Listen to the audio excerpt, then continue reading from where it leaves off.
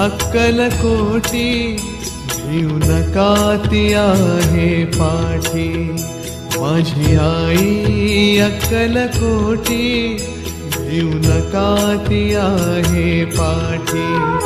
जीव भी भक्तांसाठी, जीव भी भक्तांसाठी तिचे नाम घेऊया ओठी। माझी आई अक्कलकोटी भिऊ नका ती आहे पाठी। माझी आई अक्कलकोटी भिऊ नका ती आहे पाठी।